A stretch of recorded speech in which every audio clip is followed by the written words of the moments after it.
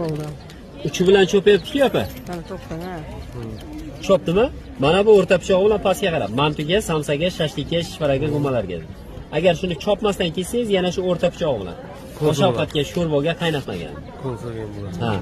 Sabzini yana shu o'rta pichoq bilan pastga qarab bossangiz, tozalaydi. Qattiq bosmang, yengil ishlang. Mana bu orqasida simchasi bor.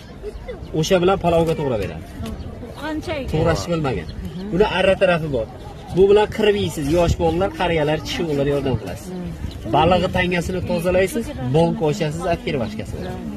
Karamni ham shu o'rta pichoq bilan pastga qarab bosing.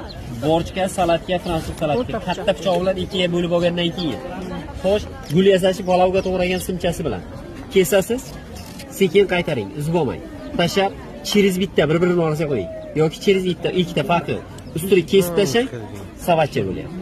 Ustini kesib olganingizni bodringni atqochga chiqarmaysiz. O'rta pichoq bilan kessangiz, yupqa salatga qo'shasiz. Xohlagan razmerda kesib olaverasiz u pichoq bilan, farqi yo'q. Mana qalliroq. Salat ham kerak bo'lgan keyin. Burasangiz ochiladi bu. Bosasiz olmani yarmigacha qaytarib oling, yarmigacha qaytarib olsangiz, olmani o'zagi chiqib keladi. Yosh bolalarga berasiz, mazza qiling, tomog'iga. Xohlasiz turtga bo'lib, keyin bankaga solasiz. Ha, ilaga. Bizni qo'ldan kelgan ish shu. Ya'ni sizlar